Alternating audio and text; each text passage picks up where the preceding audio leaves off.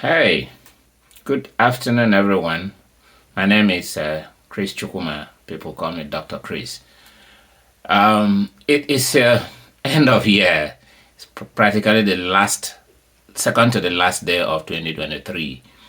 And I thought today would be a good day to just start the discussion about the basic workplace essential skills that I had discussed earlier in on this channel. Part of what I have found is that a lot of attention are being paid these days to technical skills, to being a good IT person, to being a good repair person, to being a good engineer, to being a great, any of the professions, just being very good at doing that. But something is missing in the workplace, something is missing in the corporate environment, something is missing in the whole process of running organizations and leading, and that is the skills that had hitherto been referred to as soft skills. And as I mentioned before, it's beginning to affect the workplace.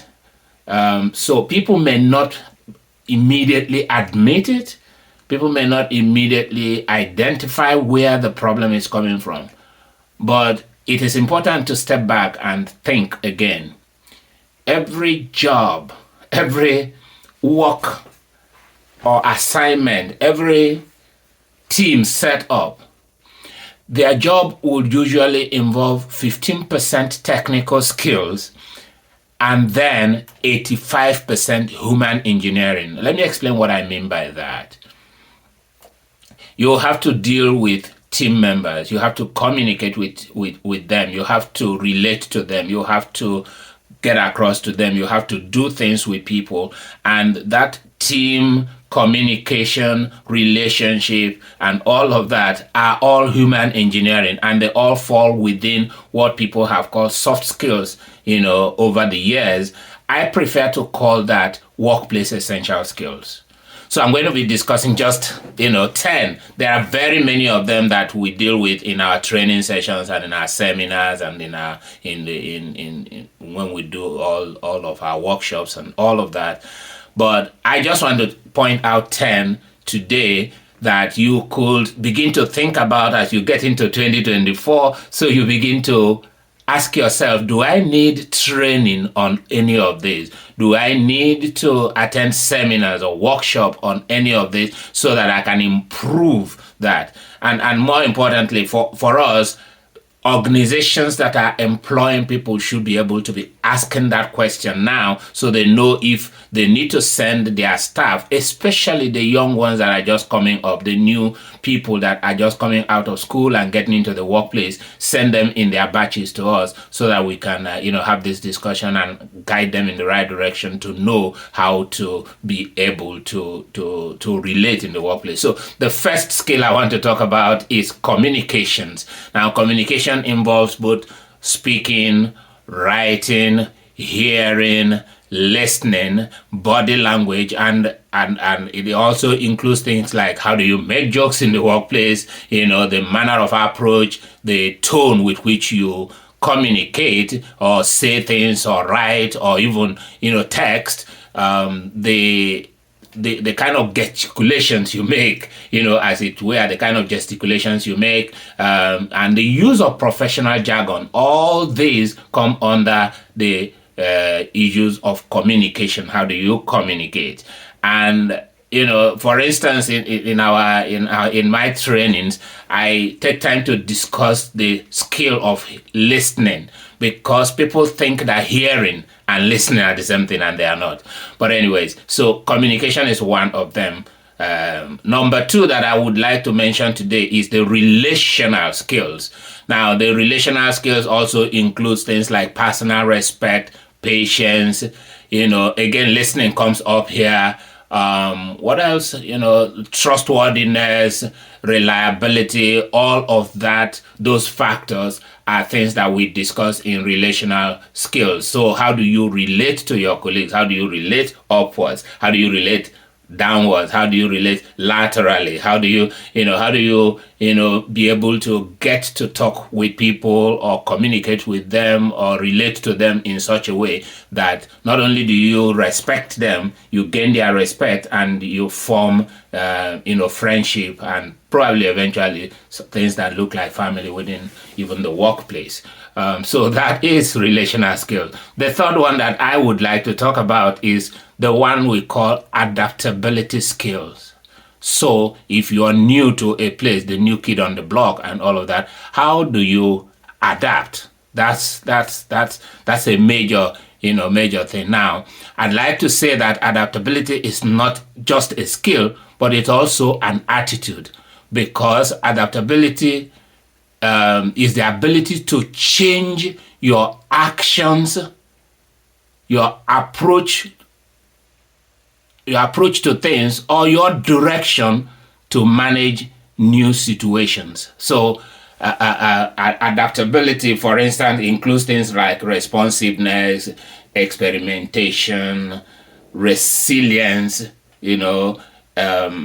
again, interpersonal skills come into play here, and team spirit comes into play here, organizational skill comes into play here, problem solving skill comes into play here. And these in themselves also are skills that are discussed separately in other, training sessions that we have, because they all come together to make up for what I told you I have preferably called workplace essential skills. Now, there's also interpersonal skills, which is basically like the ability to initiate relationships, the ability to sustain relationships, the ability to compromise, the ability to avoid conflict, the ability to negotiate, reasonably and fairly and with a friendly manner and tone, the ability to maintain boundaries, the ability to develop intimacy, the ability to create peace and cordial, even termination. If you have to end relationships, how do you do it cordially and peacefully? So all this come into the space of interpersonal skills, and this is also part of what we believe is now becoming scarce in the workplace, that I'd like to just put to your notice that in 2024 I will be doing quite a lot of training on that again, on all of this again. But more importantly, that you begin to take a look at it and see where do you need help with that, where do you need to grow in that, what kind of resources do you require to be able to grow in that. There's also the fourth. I've talked about how many now? I've talked about communications, relational, interpersonal, adaptability. I think I'd like to talk also about creative and critical thinking, because creative and critical thinking is what brings what we basically call initiatives. So asking questions, going on imagination and creating some original ideas, popping up ideas as it were, just like that. Self-expression. In fact, in this same field of creative and critical thinking, you talk about decision-making skills, which is another skill that we also discuss separately. Motivation, collaboration, I think, is also part of creative and critical thinking. Analytical skills helps you be creative and critical in your thinking, and all of these are all that comes into what is called innovation. When you say, oh, this person is innovative, because they think creatively, so they can bring new ideas and all of that. Again, these are skills that we teach, and there are in-depth analysis of all of this, and lessons on how to be able to acquire these skills, to be able to grow these skills, to be able to use these skills. And that's part of what I like to do for people come in the coming year. I also would like to discuss teamwork as the fifth skill, because teamwork people have not basically taken time to understand the dynamics of teamwork. The fact that a group has been put together does not make them a team. Again, team and teaming is a whole huge area of study in leadership, and it is a skill that is very much required in the workplace today. There have been situations that very, very smart, very, very effective people have actually been brought together to bring their skills and their knowledge and expertise and talent together to create amazing things for organizations, and they have been unable to do that just because they do not have teamwork skills. So teamwork involves things like clear communication, mutual respect for one another, sense responsibility, sense of responsibility, patience and understanding, dedication to the team. All of these factors. There's commitment and trust in teamwork. There's open communication in teamwork. There's diversity mindset in teamwork. There are just so many factors that make for teamwork to be effective, for teams to function effectively. Some of the best leadership books I have read are about teamwork, coming from great authors like Patrick Lencioni, coming from great authors like John Maxwell, coming from great authors, many other great authors on the subject.